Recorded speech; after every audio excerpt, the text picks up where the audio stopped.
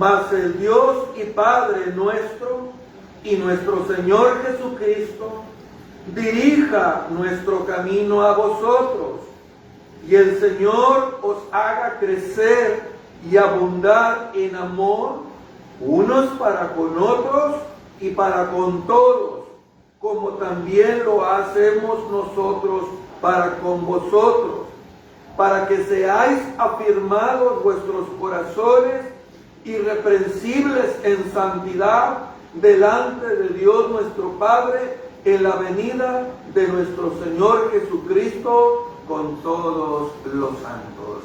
Cuando usted y yo, amados hermanos, pensamos en un momento determinado en la vida cristiana, muchas veces nos enfocamos en aquello que nosotros hacemos en la obra del Señor. Por ejemplo, en las obras que realizamos, en las actividades que hacemos en la iglesia local o fuera de la iglesia o en nuestro servicio. Somos dados en un momento dado a enfocarnos en ello. No tiene nada de malo, amados hermanos.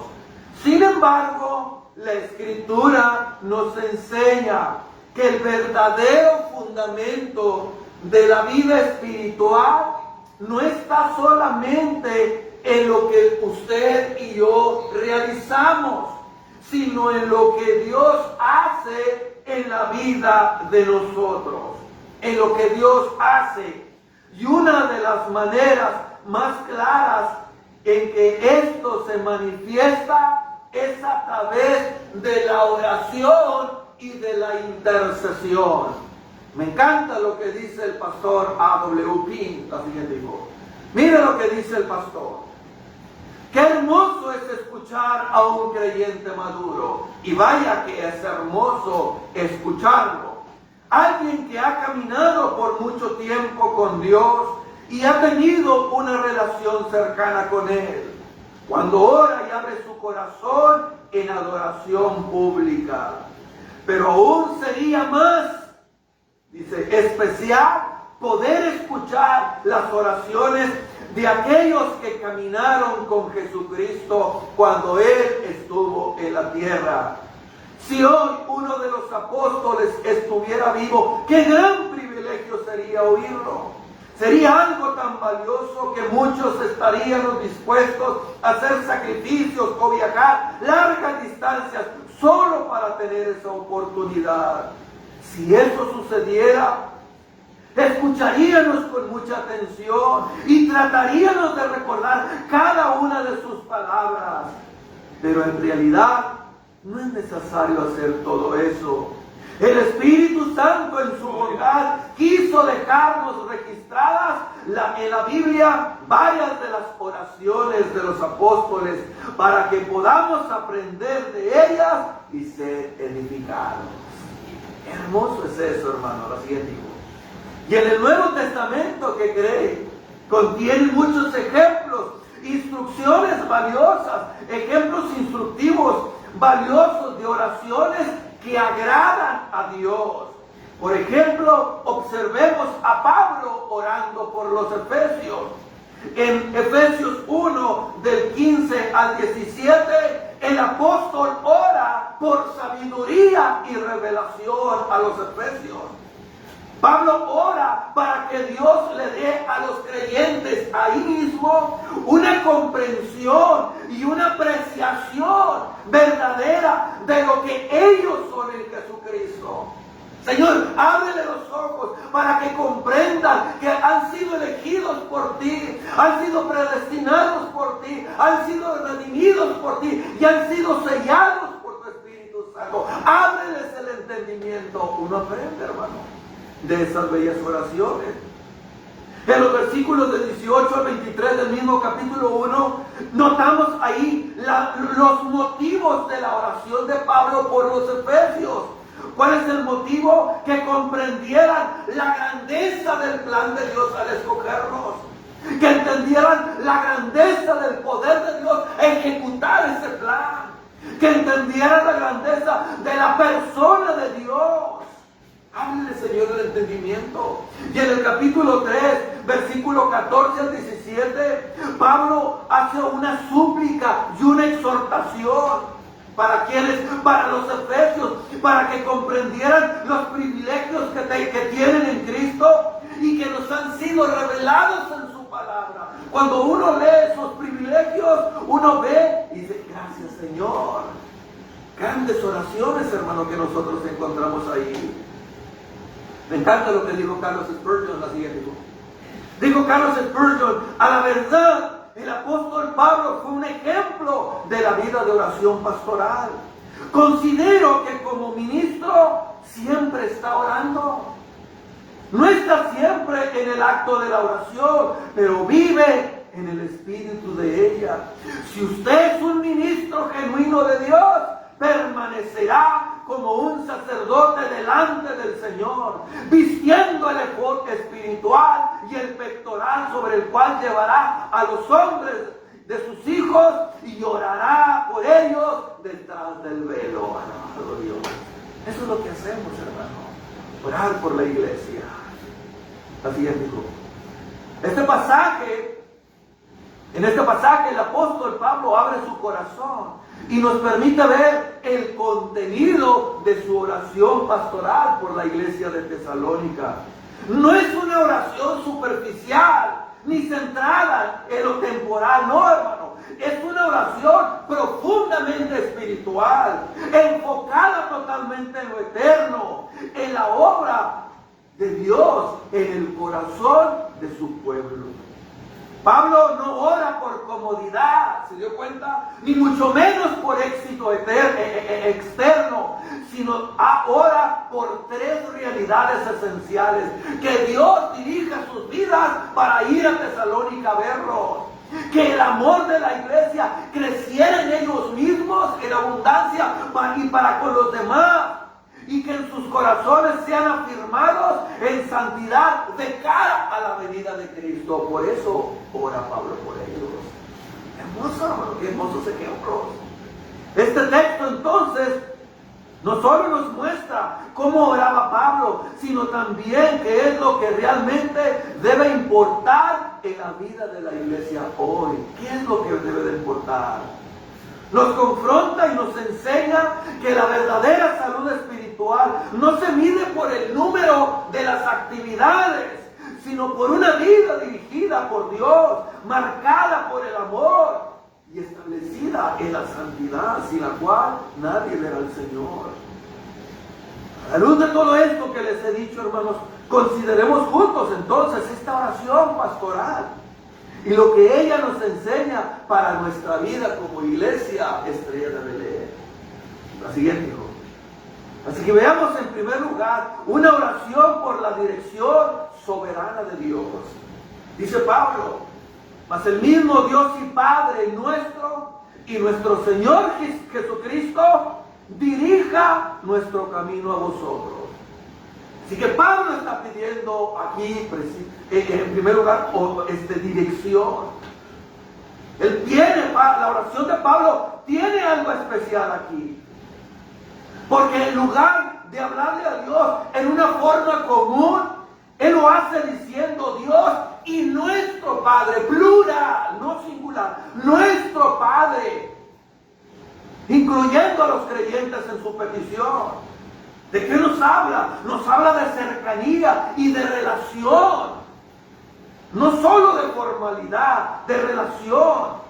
Cuando Pablo dice que dirija a Dios nuestro camino, está expresando cuál es el deseo profundo de su corazón. No es una petición fría, sino algo que realmente anhela Él para ellos. Aunque no siempre usaba esa forma de hablar, aquí lo hace para mostrar cuánto ellos eran importantes para Él. También es importante notar que Pablo dirige su oración tanto a Dios Padre como al Señor Jesucristo. ¿Y por qué? Porque ambos actúan juntos, ambos tienen el mismo poder. En las cartas del Nuevo Testamento es común verlos mencionados juntos, lo que muestra que Jesús es verdaderamente Dios, al igual que el Padre. Tres personas en una misma sustancia. Cuando Pablo dice Padre nuestro, está resaltando una misma deidad. Está resaltando la relación cercana que Dios tiene con sus hijos, con su Padre. Y cuando dice nuestro Señor Jesucristo, está reconociendo que Cristo es el que gobierna sus vidas. Es una combinación hermosa. Dios es cercano como Padre, pero también es soberano como nuestro Señor. Además, hermano, el hecho de que Pablo use expresión nuestro, plural, muestra que tanto él como los tesalonicenses tenían una relación real, una relación viva con Dios y con Cristo. Y esto nos muestra que Dios no es un Dios distante. Se acerca a su pueblo como un Padre lleno de amor y de gracia y misericordia. Y Cristo reina como Señor sobre ellos. También hay un detalle importante. Aunque Pablo menciona al Padre y al Hijo, habla de ellos actuando en perfecta unidad. Porque Cristo dijo, yo y el Padre somos uno. Esto nos enseña, hermano. Esto nos enseña que no están divididos, sino que trabajan juntos. Es como que el Padre escoge, el Hijo redime y el Espíritu santifica. Tres personas, mis amados, una sola deidad. Pablo ora con confianza porque el Padre y el Hijo actúan juntos y responden como uno. Y no solo ellos, el Espíritu Santo también está en perfecta armonía con el Padre y el Hijo, intercediendo por los creyentes conforme a la voluntad de Dios. Qué hermoso es saber eso. La siguiente, hijo. La oración de Pablo es un ejemplo muy claro de cómo un pastor debe orar por la iglesia. Él tenía tres deseos principales: que la fe de los creyentes creciera, que su amor aumentara y que su esperanza los ayudara a vivir en santidad. Estas tres cosas, hermano, fe, amor y esperanza, son fundamentales en la vida cristiana. Y Pablo las menciona varias veces. 1 Corintios 3:13, por ejemplo. Desde el principio de la carta, Pablo ya amonestaba, ya mostraba, sus intereses por estas áreas: fe, amor y esperanza. Recordando cómo los creyentes vivían una fe, su amor y esperanza en Cristo. Eso lo vimos en el primer capítulo. Y además vuelve a mencionarlos allá en el capítulo 5, verso 8 de esta misma carta. Pero lo que más le preocupaba a Pablo era de que la fe de los tesalonicenses siguiera creciendo. Por eso oraba constantemente día y noche, deseando poder verlos, poder ayudarlos, poder fortalecerlos en todo aquello que les faltaba. Él quería ayudarlos a madurar espiritualmente, corrigiendo debilidades y afirmando cada vez más su fe. Cada vez más su fe. Y Pablo, ¿qué hace? Le pidió a Dios y a Cristo que les abriera el camino para regresar a ellos. Que Dios, el Padre y Señor Jesucristo, dirija mi camino para llegar a ustedes. Hasta ese momento él no había podido hacerlo, porque había obstáculos, como ya los vimos. Pero él confiaba en que Dios podía quitarlos. Ahora bien, Pablo no quería simplemente emocionarlos o hacerlos sentir como algo pasajero. No, hermano. Su propósito era mucho más profundo. Quería enseñarles la verdad de Dios para que lo conocieran todavía mejor. Porque cuando una persona conoce verdaderamente a Dios, su confianza en Dios crece. Y ese conocimiento produce una vida de obediencia, como vemos en Pablo, quien al comprender el Evangelio se entregó completamente a vivirlo y a predicarlo, como lo ha enseñado en sus cartas. Por eso el crecimiento espiritual viene por medio de la palabra de Dios. Así como un bebé necesita leche para crecer, el creyente necesita la enseñanza para madurar, como dijo Pedro en su primera carta, capítulo 2.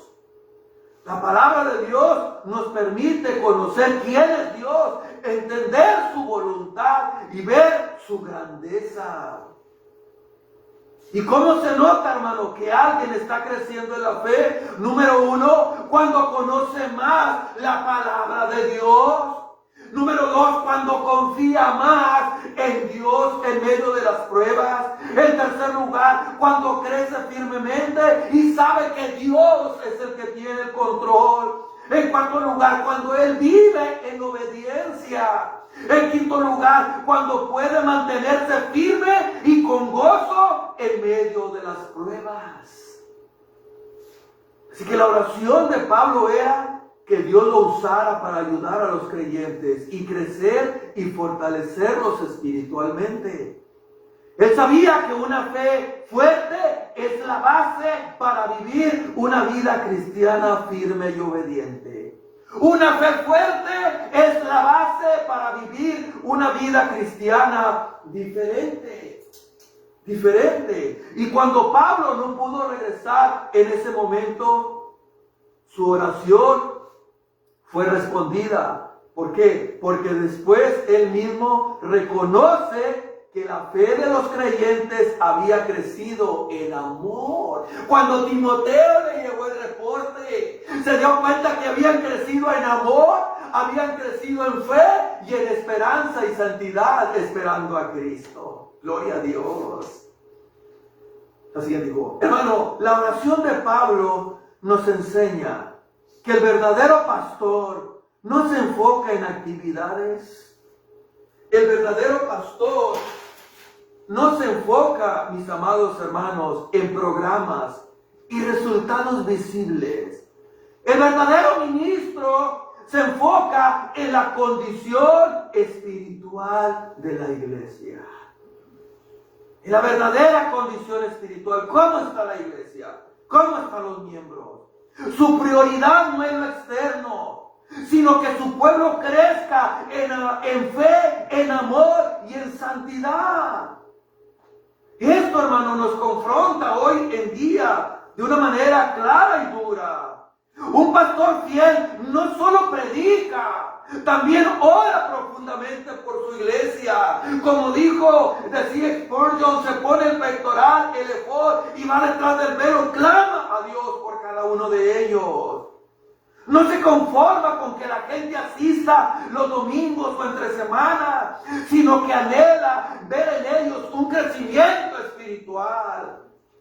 Llega a su iglesia, lleva a la iglesia, a la congregación, delante de Dios constantemente, con carga, con preocupación, con amor, con perseverancia. Te pido por fulano, por sutano, por mangano, Señor, que tú seas con ellos. Ábrele el entendimiento para que puedan comprender lo grande de tu amor. Dale ese espíritu de revelación, pero en tu conocimiento, en tu palabra, para que vean lo ancho, lo profundo, lo alto que es el amor tuyo. Ora por eso, pero también implica, hermano, algo para los creyentes. ¿Qué implica para los creyentes? Que debemos valorar a los pastores que oran por nosotros, que debemos pedir ante el trono celestial por ellos y responder creciendo espiritualmente. Porque recuerde, una iglesia saludable nace de un pastor que ora y de un pueblo que crece en respuesta a esa oración, obviamente en dependencia con el Espíritu Santo. Aquel es el que da el crecimiento. Una iglesia saludable nace de un pastor que ora. Ora a Dios nuestro Padre, al Señor Jesucristo. Que su Espíritu Santo los guíe, los haga crecer en abundancia. Eso es lo que hace un ministro. En segundo lugar, hermano, la siguiente. ¿Qué es lo que vemos aquí? Una oración por el crecimiento abundante en amor. Dice el texto, y el Señor os haga crecer y abundar en amor unos para con otros y para con todos, como también lo hacemos nosotros para con vosotros, dice Pablo. Nos habla aquí de un amor creciente, amor entre ustedes, amor para con los demás. Un amor creciente. El apóstol Pablo sabía, hermano, sabía que el verdadero creyente siempre muestra amor, porque eso es una señal de que pertenece a Cristo. Jesús lo dijo en Juan 13:14, un mandamiento nuevo os doy, que os améis unos a otros como yo os he amado, que también os améis unos a otros. En esto conocerán que sois mis discípulos, si tuviereis amor los unos por los otros. Por eso Pablo ora para que ese amor no se quede igual, ora por ello, sino que crezca, sino que se fortalezca cada vez más y lleve fruto. Y el hecho, hermano, de que Pablo ore por ello, eso nos enseña, nos muestra algo importante. ¿Qué cosa? La dependencia en Dios. Dependencia en Dios. El crecimiento espiritual no depende solo del esfuerzo humano, sino de Dios. Es cierto. Esto es cierto desde el inicio de la vida cristiana. Somos justificados ¿por quién? Por Dios. No por obras. Por gracia somos justificados. Y también en el crecimiento diario. Él nos santificó, es verdad, es una obra sobrenatural de su Espíritu Santo, pero después está la santificación progresiva, donde yo tomo parte también. Dice, yo planté, Apolos regó, pero el crecimiento lo ha dado Dios. Las evidencias del amor en los tesalonicenses son claras. Pablo ya había visto ese amor en ellos. En el versículo 3 del capítulo 1, la obra de vuestra fe y el trabajo de vuestro amor. En el versículo 6 del capítulo 3, buenas noticias de vuestra fe y amor. Pero aún así, él sigue orando para que crezca más. Para que crezca más y más. Y aquí nosotros vemos dos direcciones acerca del amor en nuestros versículos. Amor dentro de la iglesia, entre ellos mismos. Pablo ora para que ellos se amen entre ellos. Y eso nos lo dice en Efesios capítulo 1, versículo 15, en el capítulo 4, versículo 16, también lo dice en Filipenses capítulo 2, versículo 2, en Colosenses capítulo 3, versículo 14, Primera de Timoteo capítulo 4, versículo 9, el amor entre unos y otros. Dice, pero acerca del amor fraternal, dice el capítulo 4, versículo 9 de esta primera carta, no tenéis necesidad de que os escriba. Es que no tengo por qué escribirles, dice Pablo, porque vosotros mismos habéis aprendido de Dios que os améis unos a otros. Este amor, ¿qué es lo que hace, iglesia? Tiene tres efectos. ¿Saben cuáles son? Une a la iglesia, fortalece la comunión y edifica el cuerpo de Cristo. Es lo que hace. El Nuevo Testamento repite muchas veces unos a otros, ámense unos a otros, sopórtense unos a otros. Nos habla Romanos capítulo 12, versículo 10, Primera de Juan capítulo 3, versículo 11 y Primera de Pedro capítulo 1, versículo 22. Porque la vida cristiana se vive en comunidad, Así que aquí Pablo nos muestra dos direcciones, una vez dentro de la iglesia y la otra es fuera de la iglesia hacia todos. Pablo ora para que también amen a todos, incluso a los no creyentes, a los que persiguen.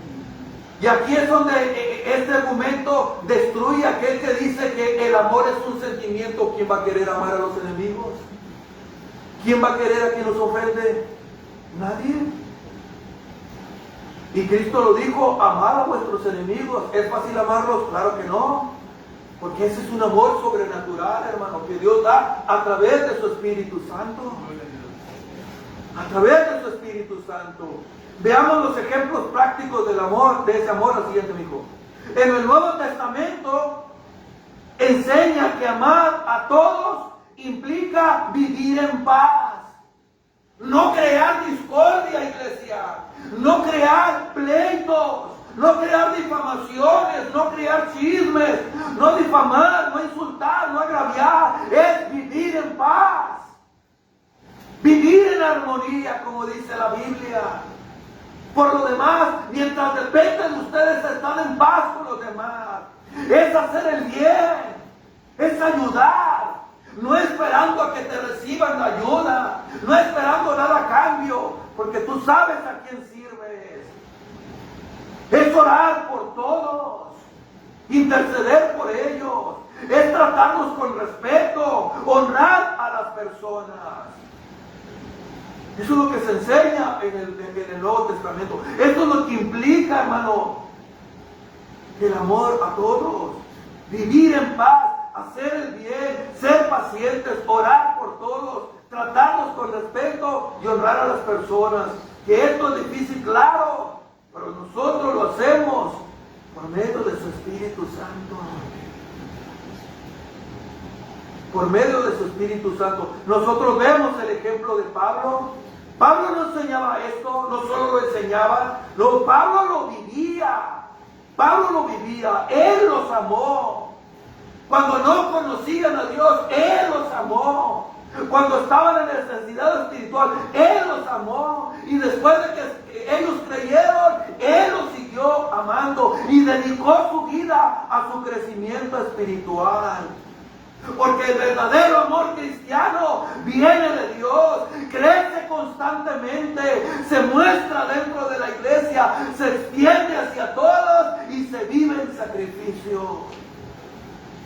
El amor cristiano no es solo sentir, es crecer, es dar y es sacrificarse por otros. Es sacrificarse, hermano. En tercer lugar, la siguiente grupo. Nosotros vemos aquí una oración por corazones afirmados en santidad y con una perspectiva eterna. Para que sean afirmados vuestros corazones, irreprensibles ¿en qué? En santidad.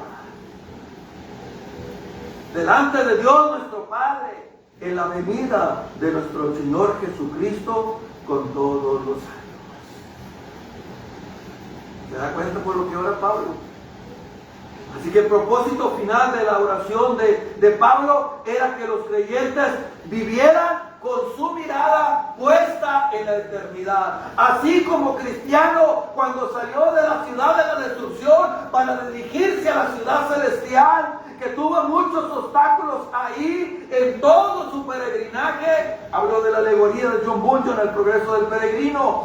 De esa manera, Pablo quiere que en su oración los tesalonicenses tengan puesta su mirada allá en el futuro, cuando Cristo venga. Esa esperanza no solo es algo bonito para pensar, iglesia, sino que es algo que transforma la manera en que vivimos hoy. Tiene efecto para hoy. Cuando nosotros perdemos de vista la eternidad, el que algún día reinaremos con Cristo o el que Él regresará por su iglesia, cuando perdemos de vista eso, se derrumba la esperanza. Pero cuando nosotros vemos con la mirada puesta en ese momento, no importa lo que suceda en este mundo, no importa que se caiga a pedazos, nosotros sabemos cuál es el final de la historia: cielo nuevo y tierra nueva. La fe y el amor son esenciales, iglesia, pero no están completos si no apuntan hacia esa esperanza. Estar con Dios y ser transformados completamente. Dijo Pablo: justificados pues por la fe, tenemos paz para con Dios por medio de nuestro Señor Jesucristo. Porque también tenemos entrada por la fe a esta gracia en la cual estamos firmes y nos gloriamos en ¿qué? En la esperanza de la gloria de Dios. Nos gloriamos. La Biblia dice que aunque ya somos hijos de Dios, todavía no hemos llegado a lo que seremos en el futuro, iglesia. Aún estamos en este cuerpo que se queja, que se duele, nos enfermamos, pero tenemos una certeza, como dice 1 Juan 3:2, y aún no se ha manifestado lo que vamos a hacer, pero sabemos que cuando Él se manifieste, Él regrese, vamos a ser semejantes como Él, con cuerpos totalmente glorificados. Un día seremos como Cristo. ¿Qué necesitamos para vivir así entonces, iglesia? ¿Qué necesitamos para vivir con esa esperanza? Necesitamos que Dios fortalezca nuestro corazón y nos ayude a vivir en santidad. Y el mismo Dios de paz os santifique por completo, y todo vuestro ser, espíritu, alma y cuerpo sean guardados irreprensibles para la venida de nuestro Señor Jesucristo. Es decir, una vida limpia que glorifique a Dios, una conciencia firme, anclada en la palabra de Dios, y un corazón enfocado en Dios. Porque Dios es quien realmente conoce nuestro corazón. De esa manera, cristiana, iglesia, podremos vivir la vida cristiana. Lo siguiente, la verdadera esperanza en Cristo no solo mira el cielo, transforma la vida aquí en la tierra. ¿Por qué cambia nuestra vida aquí, hermanos? ¿Por qué cambia? Cambia porque algún día sabemos, hermanos, porque sabemos que un día vamos a estar delante de Cristo. Vamos a estar delante de Cristo. ¿Cuántos más años podamos vivir? Vamos a estar delante de Cristo. Nuestras vidas van a ser evaluadas. Porque es necesario que todos nosotros comparezcamos ante el tribunal de Cristo, para que cada uno reciba según lo que ha hecho mientras estaba en el cuerpo, sea bueno o sea malo. Vamos a estar en el tribunal de Cristo, no para ser juzgados y condenados, no, vamos a ser evaluados para lo que hicimos aquí, vamos a recibir recompensa. ¿Dónde está haciendo tesoros de usted? ¿Ya abrió cuenta ahí arriba? Eso nos motiva a vivir en santidad, iglesia. Nos motiva a vivir en santidad. La Biblia enseña que el corazón es el centro de todo. Es lo que dice Proverbios 4:23. Sobre toda cosa guardada, cuida tu corazón. Guarda tu corazón, porque de él mana la vida. Ahí están tus pensamientos, ahí están tus decisiones, ahí están tus deseos. Ten cuidado. Si el corazón está limpio, el creyente desea la venida de Cristo. No le teme que Cristo venga. Al contrario, dice como al final de Apocalipsis: ven, Señor Jesús. El creyente que vive en obediencia anhela la venida de Cristo. El creyente que vive en pecado, todo lo contrario, no quiere que Cristo venga. Es como alguien que hace lo malo y no quiere que le caiga la justicia. El verdadero creyente anhela que Cristo regrese. ¿Anhela que Cristo venga, hermano? La esperanza verdadera produce santidad. Es lo que dice 1 Juan 3:3. Miren lo que dice: y todo aquel que tiene esta esperanza se purifica, se cuida, se cuida. Mientras más esperas a Cristo correctamente, más quieres vivir en pureza. Pedro también lo enseña claramente en su epístola. Nos llama ahí en los versículos 13 al 19 del capítulo 1 de su primera carta. Nos llama a pensar correctamente, nos llama a vivir en santidad, nos llama a pensar y a meditar y a recordar que fuimos comprados por Cristo. Así que la santidad es obra de Dios, pero también requiere, hermanos, de cuidarnos nosotros mismos. Requiere lo que vemos, dónde andamos, con quién nos juntamos. Así que Pablo no solo pensaba en esa iglesia, sino en todos los creyentes. Quería que todos vivieran en santidad, preparados para la venida de Cristo. Un día nuestras obras van a ser evaluadas. ¿Qué hiciste? Dios, hermano, no solo ve lo que tú haces, Él también ve por qué tú lo haces. ¿Qué es lo que te motiva a hacerlo? Si tú eres el que busca siempre la gloria de Dios en lo que tú haces, serás recompensado. Pero si tú buscas la aprobación de los hombres, eso es todo lo que recibirás aquí, la aprobación de los hombres, pero no nada más. La oración de Pablo nos enseña tres cosas que deben marcar la vida cristiana. Una fe que crece, un amor que se fortalece y una esperanza que nos limpia. Esa esperanza no es pasiva, es una fuerza que nos impulsa a vivir para la gloria de Dios. Concluyo, hermano, lo siguiente. Este pasaje, hermano, nos muestra el corazón de un verdadero pastor y al mismo tiempo el corazón de Dios para su iglesia. Para su iglesia. Pablo no oraba por cosas superficiales, él oraba por lo más importante. Señor, quiero que dirijas mi vida para ir a ellos, a los tesalonicenses. Quiero que Dios dirija la vida de su pueblo. Señor, dirige mi vida, dirige a la iglesia. Que el amor, Señor, crezca constantemente y en sus corazones sean afirmados en santidad, esperando tu venida. También nos enseña, hermano, que la vida cristiana no se trata solo de comenzar bien, sino de seguir creciendo, creciendo. Una fe firme, un amor abundante, una esperanza viva, que no sean automáticos, son el resultado de la obra de Dios en nosotros y de una vida totalmente dependiente de Él, porque Él dijo, separados de mí, nada podéis hacer. Finalmente, hermano, todo apunta a un gran propósito, de estar preparados para la venida de Cristo.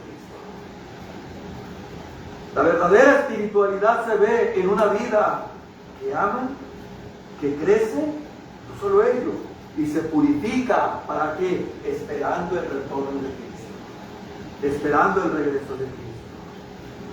Y vive cada día para encontrarse con Él. Y como dijera Pablo, y como Pablo va a decir en el capítulo 4, y nosotros los que quedemos aquí, seremos en un abrir y cerrar de ojos. Seremos arrebatados cuando los muertos en Cristo resuciten. Y nosotros, ¿cuánto dura un parpadeo? Milésimas y milésimas de segundo. Así va a ser nuestros cuerpos. ¿Estoy esperando ese glorioso día? Gracias, Señor, por ese hermoso día. Si estoy vivo me vas a transformar. Y si estoy muerto me vas a levantar. Transformarás mi cuerpo. Ya no habrá cálculos en los riñones, ni problemas de la vesícula. No habrá nada de eso, hermano. Sino que estaremos para siempre con Dios. Por eso Pablo oraba. Y es mi oración, hermano, por cada uno de ustedes. Que Dios nos ayude a crecer juntos como iglesia, como pueblo, intercediendo los unos por los otros. Que crezcamos en amor, que crezcamos en fe, que crezcamos en amor y en santidad, esperando el regreso de Cristo. Amén. Pónganse de pie, hermanos.